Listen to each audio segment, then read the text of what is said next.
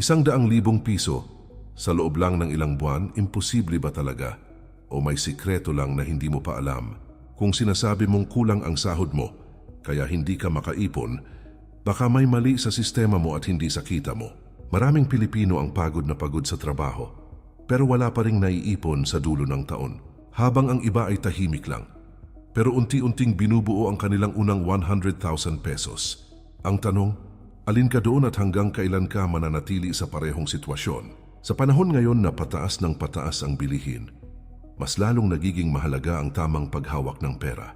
Hindi sapat ang sipag lang kung wala kang malinaw na plano para sa iyong kinikita. Ang tunay na laban ay hindi paramihan ng sweldo kundi paramihan ng naitatabi at napapalago. Kahit ikaw ay empleyado, freelancer, online seller o may maliit na negosyo, may paraan para maabot ang unang 100,000 pesos. Kailangan mo lang ng tamang diskarte, malinaw na target at matibay na disiplina. Bago tayo magsimula, iniimbitahan kita na mag-subscribe sa ating channel. Para lagi kang updated sa mga bagong videos na aking gagawin, paki-like na din ito at share sa iyong mga kaibigan at tuklasin natin kung paano umasenso sa buhay. Ang simpleng pag-subscribe ay malaking suporta upang mas marami pa tayong matutunan tungkol sa pera at negosyo. Kung seryoso kang umasenso, samahan mo ako hanggang dulo ng video na ito dahil ang kaalaman na matututuhan mo dito ay maaring magbago ng paraan mo sa paghawak ng pera at baka ito na ang simula ng unang malaking ipon mo na 100,000 pesos. Marami ang nagsasabi na mahirap mag-ipon kapag may pamilya, may binabayarang utang at sandamakmak ang gastusin. Pero ang totoo, may mga estratehiya na hindi tinuturo sa paaralan at bihirang pag-usapan sa ordinaryong usapan. Ito ang mga paraang ginagamit ng mga taong marunong sa pera para mapabilis ang pag-abot sa kanilang financial goals. Hindi ito magic at lalong hindi ito sugal. Ito ay kombinasyon ng tamang mindset, tamang sistema at matinding commitment sa sarili mong pangarap. Sa video na ito, bubuksan natin ang 8 sikretong paraan para makaipon agad ng 100,000 pesos na bagay sa sitwasyon ng karamihan sa mga Pilipino. Mga praktikal na hakbang na pwede mong simulan kahit maliit pa ang kinikita mo ngayon. Mga teknik na magpapakita sa iyo kung paano palakihin ang pagitan ng kinikita at ginagastos mo. Kapag natutunan mo ito at isinabuhay, hindi lang 100,000 pesos ang kaya mong maabot, kundi mas higit pa.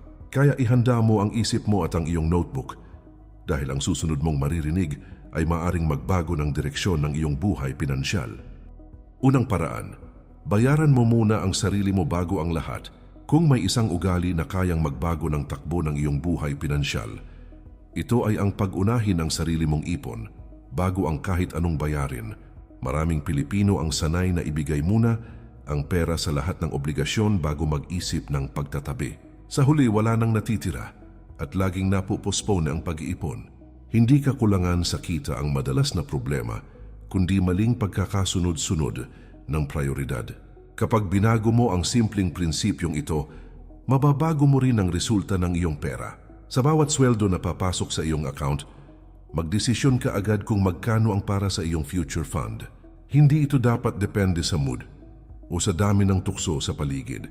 Magtakda ka ng malinaw na porsyento at sundin mo ito ng walang palya. Maaaring magsimula sa 10% at taasan habang lumalaki ang kita. Ang mahalaga ay may konkretong halaga na nakalaan para sa 100,000 pesos goal mo. Isipin mo na parang empleyado mo ang sarili mo na kailangan mong pasahurin buwan-buwan. Kapag hindi mo binayaran ang empleyado mo, tiyak na hihinto ito sa pagtatrabaho. Ganito rin ang mangyayari sa pangarap mo kung hindi mo ito pupunduhan. Sa bawat hulog mo sa ipon, pinapalakas mo ang pundasyon ng iyong financial confidence. Unti-unti mabubuo ang momentum na magtutulak sa iyo palapit sa malaking target.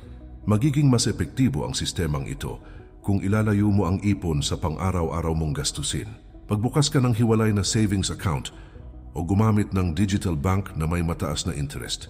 Mas mabuti kung hindi mo ito nakikita sa regular mong balance para hindi ka matukso. Kapag naka-automate ang paglipat ng pera tuwing sweldo, mas kaunti ang emosyon na makikialam. Ang sistema ang magdidisiplina sa iyo kahit may mga araw na tinatamad ka. Sa simula, maaring maramdaman mong parang lumiit ang budget mo sa bahay at personal na gastusin. Ngunit dito papasok ang tunay na skill sa paghawak ng pera at ang pagiging resourceful. Matututo kang mag-adjust, mag-prioritize at umiwas sa hindi naman talaga kailangan. Habang tumatagal, mapapansin mong lumalaki ang iyong savings at lumalakas ang loob mo sa pera. At kapag tuloy-tuloy mo itong ginawa, ang 100,000 pesos ay hindi na pangarap kundi isang malinaw na paparating na realidad. Ikalawang paraan, palakihin ang kita bago paliitin ang pangarap. Hindi sapat na puro tipid lang kung ang kita mo ay pareho pa rin buwan-buwan. Maraming Pilipino ang sobrang galing magbawas ng gastos pero hindi iniisip kung paano dadagdagan ang pumapasok na pera. Kapag kita ang tumaas, mas bibilis ang pagbuo ng 100,000 pesos. Mas may lakas kang mag-ipon kapag hindi ka laging kapos sa dulo ng cutoff. Ang tunay na game changer ay ang pag-expand ng iyong income sources. Simulan mo sa pag-assess ng kasalukuyan mong kakayahan at skills. Tanungin mo ang sarili mo kung ano ang kaya mong gawin na pwedeng pagkakitaan online o offline. Maaring ito ay pag-edit ng video, pag-design, pag-tutor, pag-bake o pag-resell ng produkto. Sa panahon ngayon, napakaraming oportunidad sa internet para sa mga handang matuto. Hindi mo kailangan agad mag-resign sa trabaho para magsimula ng sideline. Maglaan ka ng 1 hanggang 2 oras kada araw para sa skill development o maliit na negosyo. Sa una, maaaring maliit lang ang dagdag na kita, pero mahalaga ang consistency. Kapag kumita ka ng dagdag na 5,000 kada buwan at diretso mo itong iipunin, lalaki agad ang pondo mo. Isipin mo na ang lahat ng kita mula sa sideline ay automatic na para sa savings goal mo. Sa ganitong paraan, hindi masyadong naapektuhan ang budget mo sa bahay. Palawakin mo rin ang iyong network dahil maraming oportunidad ang nanggagaling sa koneksyon. Makipag-usap ka sa mga taong mas nauna na sa negosyo o freelancing. Matuto sa kanilang karanasan at i-apply ang mga estratehiyang napatunayan na. Habang lumalawak ang iyong kakilala, lumalaki rin ang posibilidad ng dagdag na kita. Ang exposure sa tamang komunidad ay nagpapabilis ng iyong pag-unlad. Kapag pinagsama mo ang disiplina sa pag-iipon at ang pagtaas ng kita, lalakas ang momentum mo. Hindi mo na mararamdaman na sobrang bagal ng progreso dahil may extra fuel ang savings mo. Sa bawat dagdag na project o benta, mas lumalapit ka sa 100,000 pesos. Unti-unti mong makikita na nagiging mas kontrolado mo ang iyong pananalapi at mas malinaw ang direksyon mo. Ang paglaki ng kita ay magbibigay sa iyo ng mas malaking espasyo para mangarap at mag-ipon ng mas mabilis at mas kumpiyansa. Ikatlong paraan, ihiwalay ang ipon sa pang-araw-araw na pera. Maraming tao ang nahihirapang makaipon dahil magkahalo ang pera para sa gastos at pera para sa kinabukasan. Kapag nasa isang account lang ang lahat, napakadaling galawin ang nakalaan sana para sa savings. Isang pindot lang sa online banking o isang swipe ng card na babawasan na agad ang ipon.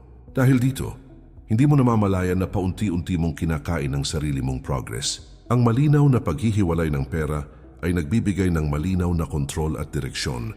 Magbukas ka ng hiwalay na savings account na eksklusibo para sa 100,000 pesos goal mo. Mas mabuti kung ito ay walang kasamang debit card para hindi mo madaling magastos. Pwede ka rin gumamit ng digital bank na may mas mataas na interest para mas mabilis lumago ang pera. Ituring mo ang account na ito na parang vault na hindi basta-basta binubuksan. Ang simpleng hakbang na ito ay malaking proteksyon laban sa impulsive spending at biglaang tukso. Kapag tumatanggap ka ng sweldo o bayad mula sa sideline, ilipat mo agad ang nakatakdang ipon sa hiwalay na account. Huwag mo nang hintayin na may matira bago mag-transfer. Ang bilis ng aksyon pagkatapos ng kita ang susi para hindi ka matukso. Kapag wala sa pangunahing account ang pera, mas madali mong makokontrol ang paggastos mo. Nagkakaroon ka ng psychological barrier na pumipigil sa iyo na galawin ang ipon kahit may biglang sale o alok. Magandang ideya rin na mag-set ka ng specific purpose para sa account na ito. Halimbawa, pangalanan mo ito ayon sa iyong goal upang mas maging personal ang commitment mo. Sa tuwing makikita mo ang pangalan ng account, maalala mo kung bakit ka nagsisikap. Nagiging mas emosyonal ang koneksyon mo sa ipon at mas tumitibay ang disiplina.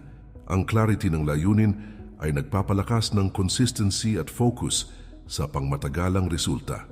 Maaari mo ring itrack buwan-buwan kung gaano nakalaki ang nadadagdag sa hiwalay mong savings.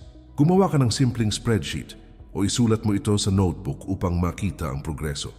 Ang visual na pagtingin sa pagtaas ng iyong ipon ay nagbibigay ng motibasyon na ipagpatuloy ang sistema. Habang lumalaki ang laman ng account, mas lalo kang nagiging maingat sa bawat gastusin. Sa ganitong paraan, ang 100,000 pesos ay hindi na abstract na numero, kundi isang malinaw na milestone na papalapit ng papalapit sa iyong realidad. Ika-4 na paraan, gumawa ng malinaw at detalyadong budget. Kung wala kang malinaw na budget, para kang nagmamaneho ng walang direksyon. Maraming Pilipino ang alam lang kung magkano ang kanilang sweldo pero hindi alam kung saan talaga ito napupunta. Kapag hindi mo sinusubaybayan ang galaw ng pera mo, mahirap kontrolin ang paglabas nito. Ang resulta ay laging kapos at laging nagtataka kung bakit walang naitatabi.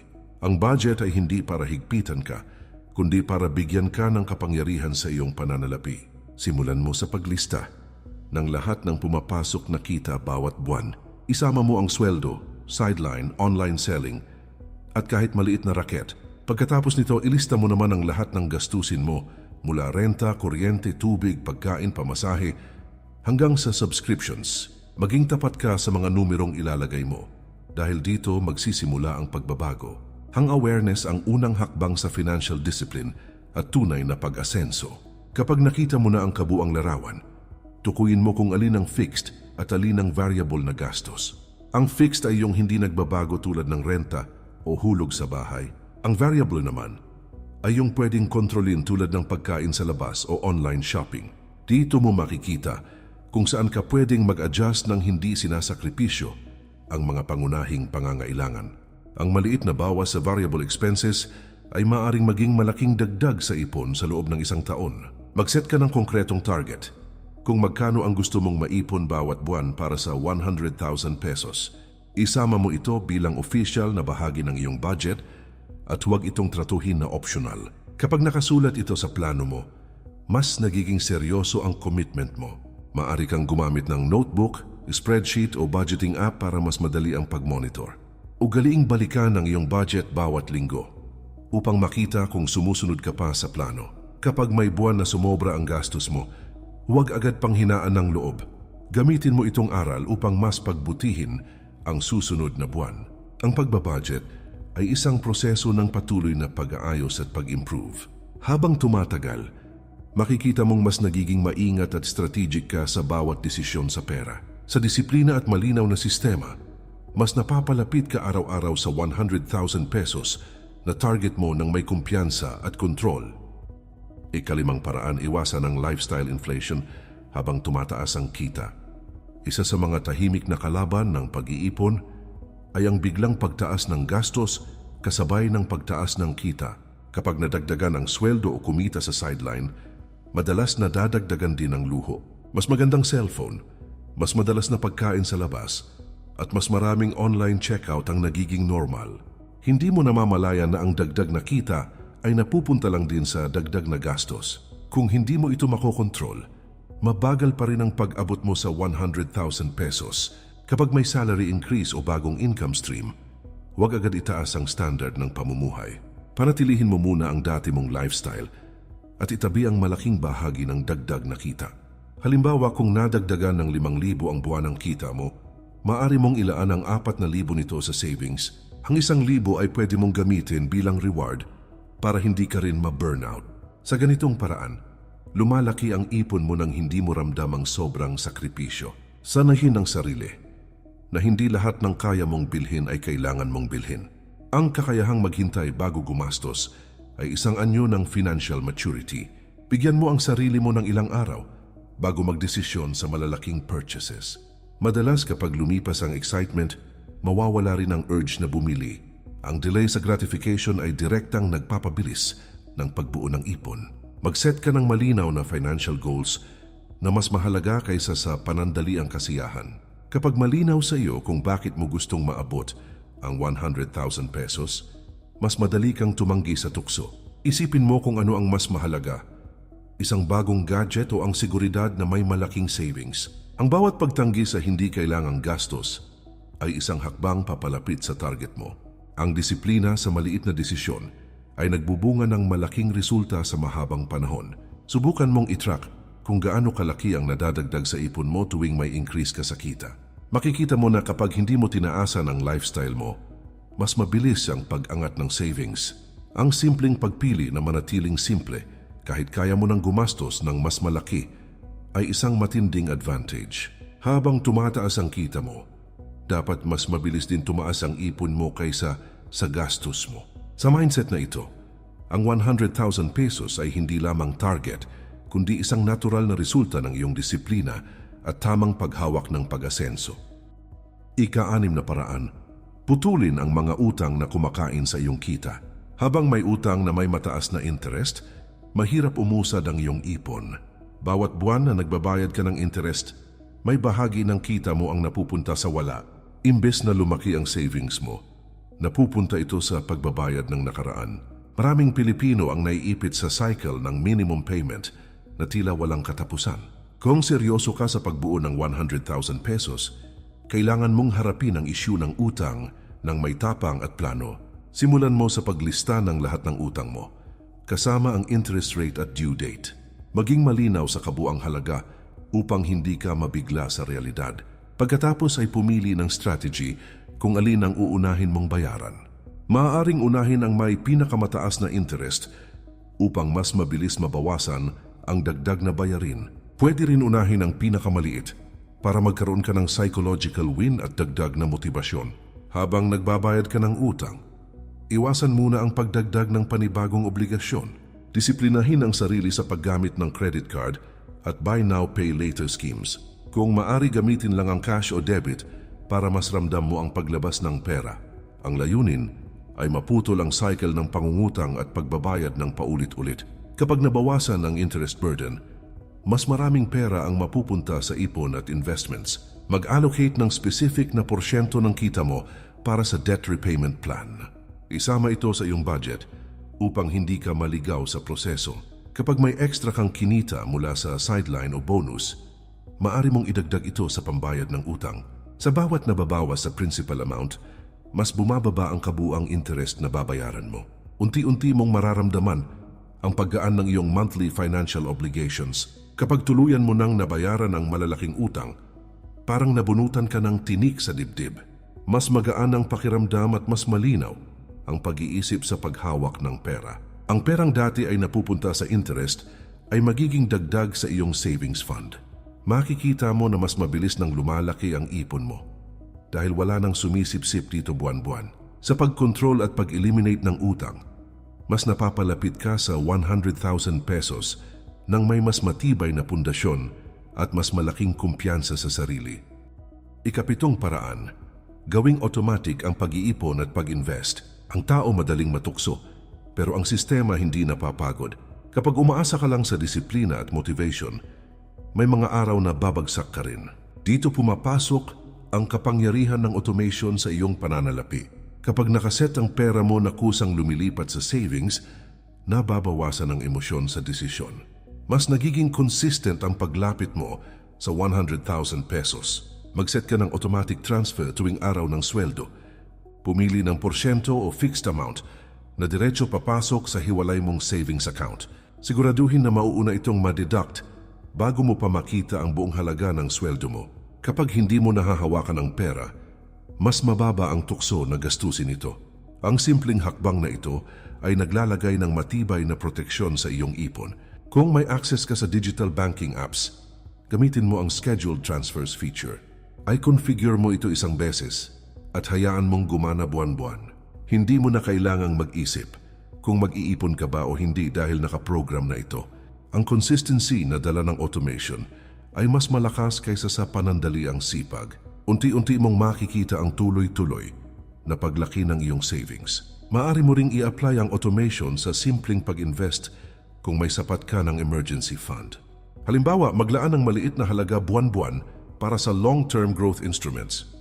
Ang mahalaga ay may regular kang kontribusyon na hindi mo na kailangang pagdesisyunan pa kada buwan. Sa ganitong paraan, hindi ka natatali sa emosyon tuwing may galaw ang market.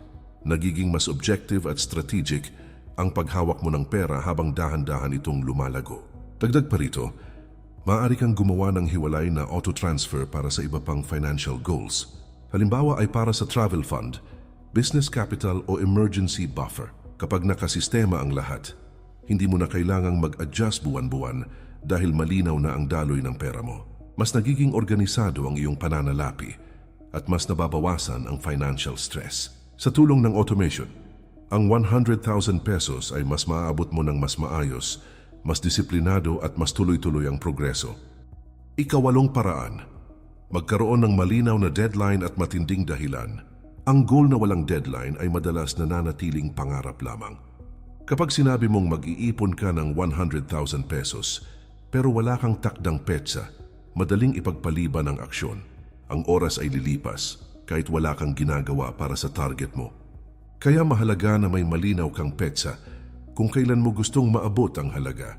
Ang deadline ang nagbibigay ng sense of urgency sa bawat desisyon mo sa pera. Mag-set ka ng realistic pero challenging na timeline. Halimbawa, maaari mong targetin na mabuo ang 100,000 pesos sa loob ng 10 buwan o 1 taon depende sa kita mo. Hatiin mo ito sa buwanang target upang mas maging konkretong sundan. Kapag alam mong kailangan mong mag-ipon ng tiyak na halaga bawat buwan, mas nagiging seryoso ang paghawak mo ng budget. Nagkakaroon ka ng malinaw na sukatan kung on track ka ba o hindi. Bukod sa deadline, kailangan mo rin ng malalim na dahilan kung bakit mo ito ginagawa. Hindi sapat na gusto mo lang magkaroon ng pera sa bangko. Tanungin mo ang sarili mo kung para saan ang 100,000 pesos na ito. Kapag malinaw ang dahilan, mas tumitibay ang commitment mo kahit may tukso at pagod. Isulat mo ang deadline at dahilan mo sa isang lugar na madalas mong makita. Pwede itong ilagay sa wallet, sa notebook o bilang wallpaper ng iyong cellphone.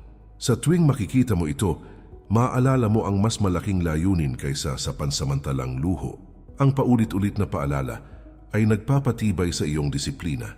Hunti-unti mong mararamdaman na nagiging bahagi na ito ng iyong identity bilang isang taong marunong sa pera.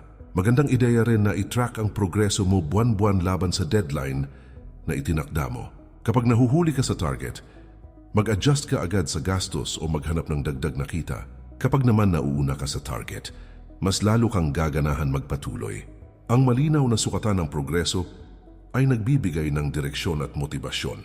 Sa kombinasyon ng deadline, matibay na dahilan at tuloy-tuloy na aksyon, ang 100,000 pesos ay hindi na malayong pangarap kundi isang konkretong tagumpay na unti-unti mong inaabot. Isang desisyon lang ang pagitan mo sa ordinaryong buhay at sa mas matatag na kinabukasan. Ang tanong, handa ka na bang seryosohin ang pera mo o mananatili ka sa parehong cycle taon-taon? Ngayong alam mo na ang 8 paraan para maabot ang 100,000 pesos, wala nang dahilan para ipagpaliban ang aksyon. Hindi ito tungkol sa swerte, kundi sa disiplina at sistema na kaya mong simulan ngayon din. Ang bawat araw na lilipas ay maaring maging hakbang palapit o palayo sa financial freedom mo. Isipin mo ang sarili mo makalipas ang ilang buwan na may solidong ipon at mas kampante sa bawat gastusin. Mas panatag ang loob kapag alam mong may nakatabing pondo para sa emergency o oportunidad. Mas malakas ang loob mong sumubok sa negosyo kapag may safety net ka. Ang 100,000 pesos ay hindi lang numero kundi simbolo ng control at maturity sa pera. Ito ang patunay na kaya mong baguhin ang direksyon ng iyong buhay pinansyal. Walang mangyayari kung hanggang panunood lang tayo at walang konkretong hakbang pagkatapos ng video na ito. Pumili ka ng kahit isang paraan at simulan mo agad sa susunod mong sweldo. Maliit na aksyon araw-araw ang bubuo ng malaking resulta sa pagdaan ng panahon. Hindi mo kailangan maging mayaman agad para magsimula. Kailangan mo lang maging consistent at committed sa goal mo. Muli kaibigan, iniimbitahan kita na mag-subscribe sa ating channel para lagi kang updated sa mga bagong videos na aking gagawin. Paki-like na din ito at share sa iyong mga kaibigan at tuklasin natin kung paano umasenso sa buhay. Ang simpleng suporta mo ay malaking tulong upang mas marami pa tayong mapag-usapan tungkol sa pera, negosyo at tamang mindset. Kapag sama-sama tayong natututo, mas mabilis nating naaabot ang ating mga pangarap. Huwag mong sarilinin ang kaalamang ito kung alam mong may makikinabang din sa paligid mo. Simulan natin ngayon ang mas disiplinado, mas maalam at mas matagumpay na paghawak ng pera.